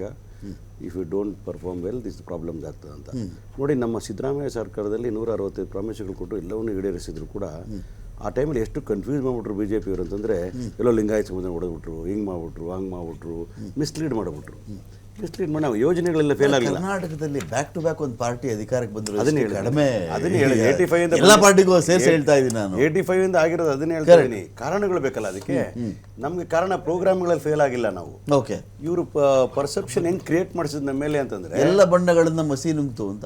ಹಂಗಾಯ್ತು ಕತೆ ಅದು. ಸೊ ಆದರೆ ಒಂದು ತಿಳ್ಕೊಬೇಕು, ಕರ್ನಾಟಕದ ಜನ are different from other parts of the country. ಅವ್ರಿಗೆ ಗೊತ್ತಿದೆ ಅವ್ರಿಗೆ ಎಷ್ಟು ಟಾಲರೇಟ್ ಮಾಡೋ ಅಷ್ಟೇ ಟಾಲರೇಟ್ ಮಾಡಿ, ಅದಕ್ಕೆ ಮೇಲೆ ಟಾಲರೇಟ್ ಮಾಡಲ್ಲ. ಇವತ್ತು ನೋಡಿ ನಾನು ಹೇಳ್ತೀನಿ, ಇಷ್ಟೆಲ್ಲ ಬಂದು ಮೋದಿ ಸಾಹೇಬ್ ಜಾತಿ ಸಮೀಕರಣಗಳು ತಲೆ ಕೆಳಗಾಗೋ ರೀತಿಯಲ್ಲಿ ಸರ್ ಎಲ್ಲವೂ ತಲೆ ಕೆಳಗೆ ಆಗ್ತದೆ. ಮೋದಿ ಸಾಹೇಬರೇ ಬಂದು ದೊಡ್ಡ ದೊಡ್ಡ ರೋಡ್ ಶೋ ಮಾಡಿ 3 ಸೀಟು 4 ಸೀಟು ಮುಂಬೈ ಕರ್ನಾಟಕದಲ್ಲಿ ಅಂದರೆ ಒಂದು 3 ದಿನ ನಿದ್ದೆ ಮಾಡೋಕ್ಕಾಗಲ್ಲ ಅವರು. ಓಕೆ. ಯಾಕೆ that's the kind of response what they have seen. 6 lakhs 7 lakhs people. But ಜನ ಎಲ್ಲ ಬರ್ತಾರೆ, ಭಾಷಣ ಕೇಳ್ತಾರೆ. ಇಬ್ರಾಹಿಂ ಸಾಹೇಬ್ರದ್ದು ನೀವು ನೋಡಿದಿರಾ, ಭಾಳ ಬೇಗ ಚಪ್ಪಾಳೆ ತಡ್ತಾರೆ. ಪಾಪ ಆ ಮನುಷ್ಯ ನಿಂತ್ಕೊಂಡ್ರೆ ಸೋಲ್ಸ್ಬಿಡ್ತಾರೆ. Okay. So people are very clever. ಹೆಂಗೆ ಸೋಲ್ಸ್ತಾರೆ ಅಂತಂದರೆ ಅವ್ರು ಎಷ್ಟು ಸುಮಾರು 30,000-40,000 ಡಿಫ್ರೆನ್ಸ್ ಇತ್ತೇನಪ್ಪ ಭದ್ರಾವತಿಯಲ್ಲಿ. ಜನ ಸೇರಿದ ತಕ್ಷಣನೇ ನಾನೇ ವಾಪಸ್ ಅಧಿಕಾರಕ್ಕೆ ಬರ್ತೀನಿ ಅಂತ ಗುಂಗಿನಲ್ಲಿ ಇಡ್ತಕ್ಕಂಥದ್ದು ಬಿ ಜೆ ಪಿಯವರು. ಓಕೆ. ಸತ್ಯವನ್ನು ಅರಿವು ಮಾಡಿಕೊಂಡು ಕರ್ನಾಟಕದ ಜನ ಸರಿಯಾದ ಮತದಾನವನ್ನು ಮಾಡ್ತಾರೆ. ನಾನು ನಿಮ್ಮ ಚಾನೆಲ್ ಮೂಲಕ ಕೊನೆಯಲ್ಲಿ ವಂದನಾರ್ಪಣೆ ಅಂತ ಹೇಳಿದ್ರಲ್ಲ, ಮನವಿ ಮಾಡೋದಾದ್ರೆ 100ಕ್ಕೆ 100% ಮತದಾನವನ್ನು ಮಾಡಿ ಬೆಂಗಳೂರು ನಗರದ ಜನ ಹೆಚ್ಚು ಬಂದು ಓಟ್ ಕೊಡ್ರಪ್ಪ. ಓಟ್ ಕೊಟ್ಟು ಪ್ರಜಾತಂತ್ರ ವ್ಯವಸ್ಥೆನ ಉಳಿಸಿ. ಈ ಟಿವಿ ಅವರು ಸಮೀಕ್ಷೆಯವರು ಇಷ್ಟೆಲ್ಲ ಕಷ್ಟಪಟ್ಟು ಮಾಡ್ತಾರೆ. ಸ್ವಲ್ಪನೇ ಸಂಬಳ ಬರ್ಬೋದು, ಆದರೆ ಜನತಂತ್ರ ವ್ಯವಸ್ಥೆನ ಸದೃಢಗೊಳಿಸಿ ಕೆಲಸ ಮಾಡ್ತಾರಲ್ಲ, ಅವ್ರಿಗೆಲ್ಲ ಒಂದು ಸಲಾಂ. ಬಂದು 100% ವೋಟ್ ಮಾಡಿ ಮತದಾನದ ಹಕ್ಕನ್ನು ಚಲಾಯಿಸಿ ಈ ದೇಶವನ್ನು ಕಟ್ಟರಪ್ಪ ಅಂತ ಮನವಿ ಮಾಡ್ತೀನಿ. ಥ್ಯಾಂಕ್ ಯು ನಾಗರಾಜ್ ಯಾದವ್ ಅವರೇ. Thank you Gangadhara Mulugunda. Thank you Pradeep. Thank you Vasu ಅವರೇ. EDNO.com ಮುಖ್ಯಸ್ಥರಾಗಿ ಬಂದು ಸಾಕಷ್ಟು ವಿಷಯಗಳ ಬಗ್ಗೆ ವಿಶದವಾಗಿ ಕೆಲವು ವಿಷಯಗಳನ್ನು ಅರ್ಹೋ ಪ್ರಯತ್ನವನ್ನು ಮಾಡಿದ್ರಿ. Thank you so much. ಇನ್ನು ನಾರಾಯಣ ಅವರೇ, ಥ್ಯಾಂಕ್ ಯು. ಸಾಕಷ್ಟು ವಿಷಯಗಳ ಬಗ್ಗೆ ವಿಶ್ಲೇಷಣೆ ಮಾಡಿದ್ರಿ. Thank you.